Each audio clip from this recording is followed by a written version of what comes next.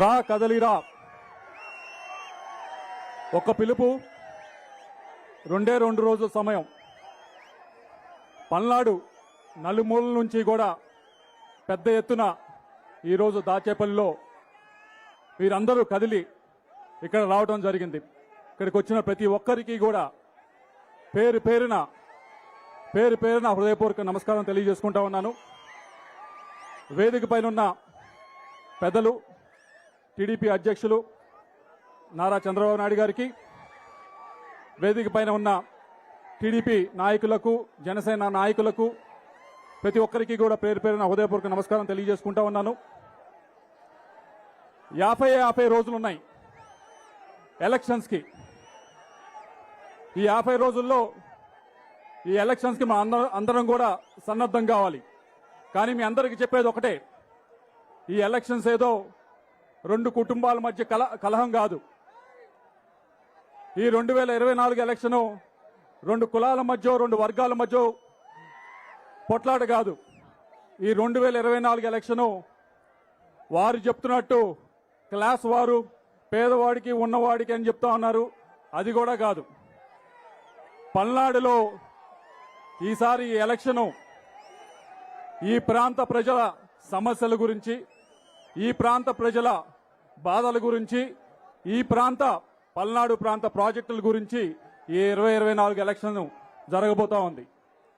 మీ అందరికీ కూడా నేను సుపరిచితున్నే. మీ అందరూ కూడా గడిచిన 5 సంవత్సరాల నుంచి కూడా నన్ను చూస్తూనే ఉన్నారు. నేను ఏ వేదిక ఎక్కినా కానీ అతిగా ఎవరిని పొగడలేదు, అలా అని చెప్పి ఎవరిని కూడా ఎక్కడా కూడా విమర్శించింది కూడా లేదు. గడిచిన 5 సంవత్సరాలు కూడా నా సమయం అంతా కేటాయించింది కేవలం పల్నాడుకు సంబంధించిన సమస్యలపైన, పల్నాడుకు సంబంధించిన ప్రాజెక్టులపైన. ఈ 5 సంవత్సరాల్లో మీ అందరూ అడగచ్చు నన్ను, ఏమయ్యా ఎంపీగా ఉన్నావు, ఏం చేశావు ఈ 5 సంవత్సరాల నుంచి, మళ్ళీ వస్తున్నావు, అడగబోతా ఉన్నావు ఓట్ల గురించి అని చెప్పి మీ అందరికీ కూడా తెలియజేసుకుంటా ఉన్నాను. ఈ ప్రాంతానికి సంబంధించి ఏదైతే మాచర్ల అలాగే వినుకొండకు సంబంధించి చాలా ఇంపార్టెంట్ అయిన, చాలా ప్రత్యేకమైన వరికపుడిశాల ప్రాజెక్టు ఉందో, దానికి సంబంధించి 60 సంవత్సరాల నుంచి కూడా ఇక్కడ పోరాటం చేస్తా ఉన్నారు. ఒక్క అడుగు కూడా ముందుకు పడలేదు. పడకపోవటానికి కారణం ఏదైతే ఫారెస్ట్ అనుమతులు రావాలో, ఫారెస్ట్ అనుమతుల కంటే కూడా మరీ ముఖ్యమైనవి అది టైగర్ రిజర్వ్ లో ఉంది. ఆ అనుమతులు రావాలి కేంద్ర ప్రభుత్వం నుంచి. ఆ 2 అనుమతులు కూడా ఈ 4 సంవత్సరాలు తీసుకొచ్చాం. ఆ ప్రాజెక్టు ఇంకా డబ్బులు కేటాయించడమే తప్పకుండా ముందుకు వెళ్తుంది. అలాగే ఈ ప్రాంతానికి సంబంధించి ఇప్పటికే ఒక మెడికల్ కాలేజు, కేంద్ర ప్రభుత్వం 3 మెడికల్ కాలేజీలు రాష్ట్రానికి ఇస్తే ఒకటి మన పల్నాడులో తీసుకురాగలిగాం. అలాగే 3,000 కోట్ల రూపాయలతో హైవేస్ ఈ పల్నాడుకి తీసుకురాగలిగాం. మొత్తం ఏ ఒక్క రూపాయి కూడా రాష్ట్ర ప్రభుత్వానికి కాదు, మొత్తం కూడా కేంద్ర ప్రభుత్వ ఖర్చుతో 3,000 కోట్ల రూపాయలతో చేయబోతా ఉన్నాం. అలాగే కుప్పంలో ఉంది, ఇజ్రాయెల్ దేశస్తులు కుప్పంలో ఈ ప్రాజెక్టు పెట్టారు. అదే ప్రాజెక్టు రైతులకు ఉపయోగపడుతుందని చెప్పి ఇజ్రాయెల్ ప్రభుత్వం చేత ఇక్కడ నకరికల్లో ప్రాజెక్టు పెట్టించడం జరిగింది. అలాగే 500 కోట్ల రూపాయలతో ఇంటింటికి కుళాయి నీళ్ళిచ్చే జలజీవన మిషన్ పూర్తిగా కేంద్ర ప్రభుత్వం డబ్బులు తీసుకురావడం జరిగింది. కేంద్రీయ విద్యాలయాలు ఏ పార్లమెంటుకైనా 1, 2 ఉంటాయి. అటువంటిది ఈ పార్లమెంటుకి 4 తీసుకురావడం జరిగింది. ఒకటి మాచర్లో కూడా, మారుమూల ప్రాంతమైన మాచర్లో కూడా కేంద్రీయ విద్యాలయం తీసుకురావడం జరిగింది. అలాగే రైతులు చాలా మంది వచ్చారు, నన్ను అడిగారు, అయ్యా మార్కెటింగ్ యార్డ్లో డబ్బులు లేవు, ఏదైతే పొలాలకు వెళ్లాలో దానికి దారులు లేవు అని చెప్పి అడగడం జరిగింది.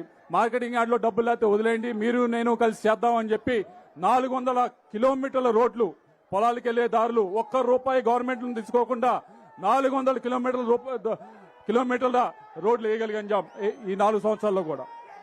అయితే ఇక్కడ చంద్రబాబు నాయుడు గారు ఉన్నారు, ఆయన కోరేది ఒకటే, ఈ పల్నాడుకు సంబంధించి ఈ ప్రాజెక్టులు ఎంతో ముఖ్యమండి.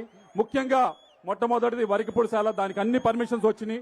దానికి కేవలం డబ్బులు మాత్రం కేటాయించాలి. కేటాయిస్తే 8 నెలల్లో లిఫ్ట్ ఇరిగేషన్ పూర్తి చేయొచ్చు. పూర్తి చేసి 1,25,000 ఎకరాలకి సాగునీరు అందించవచ్చు, 3 లక్షల మందికి త్రాగునీరు అందించవచ్చు. అది తప్పకుండా చేయవలసిన అవసరం ఉందని చెప్పి తెలియజేసుకుంటా ఉన్నాను. అలాగే గోదావరి, ఏదైతే గోదావరి నీళ్లు తీసుకొచ్చి మన సాగర్ కుడికాలలో కలిపితే ఇక్కడ దాదాపుగా 9 లక్షల కుడి కాలువ కింద 9 లక్షల ఎకరాన్ని స్థిరీకరణ చేయొచ్చు. దాన్ని ఈ సంవత్సరం ఇక్కడ ఉన్న రైతులందరూ కూడా ఇబ్బంది పడతా ఉన్నారు. కృష్ణా జలాలు పైనుంచి రాక ఇక్కడ నీళ్లు లేక దాన్ని సుస్థిరం చెయ్యాలి అంటే కనుక స్థిరీకరణ చెయ్యాలి అంటే ఈ గోదావరిని తీసుకొచ్చి రైట్ కెనాల్ కలపాల్సిన అవసరం ఉంది. ఇది నెక్స్ట్ 5 సంవత్సరాల్లో చేయవలసిన ప్రాజెక్టు. అలాగే జల్ జీవన్ మిషన్ లో 500 కోట్లు అయితే తీసుకొచ్చాం, కానీ ప్రతి గ్రామానికి వెళ్తే ఇప్పుడు ఓవర్ హెడ్ ట్యాంక్ లో నీళ్లు లేకుండా ఇబ్బంది పడతా ఉన్నారు. దానికి వాటర్ గ్రిడ్ ఏదైతే కార్యక్రమం ఉందో దాన్ని కూడా చేయవలసిన అవసరం ఉంది. నెక్స్ట్ 5 సంవత్సరాల్లో మెడికల్ కాలేజ్ అయితే తీసుకొని రాగలిగాం. దాంతో పాటుగా ప్రతి నియోజకవర్గ హెడ్ క్వార్టర్స్ లో కూడా ఒక 100 బెడెడ్ హాస్పిటల్ ఇక్కడ కేటాయిస్తే బాగుంటుందని చెప్పి మీకు తెలియజేసుకుంటా ఉన్నాను. చివరిగా లాజిస్టిక్స్ హబ్ ఇక్కడ వినుకొండ కానీ మాచర్ల కానీ వెళ్తే ఎక్కడ ఏ గ్రామంలో కూడా యువత కనిపించరు. యువత 40 సంవత్సరాల కింద వారు కనిపిస్తే చాలా అరుదు. ఏమని అడిగితే అయా ఉద్యోగాలకు వేరే ఊరు వలస వెళ్లారంట. ఇక్కడ ఉద్యోగాల అవకాశాలు లేక అది తీర్చాలి అంటే ఈ లాజిస్టిక్స్ హబ్ ఇక్కడ ఏర్పాటు చేస్తేనే ఇక్కడ ఉద్యోగాలు వస్తాయి.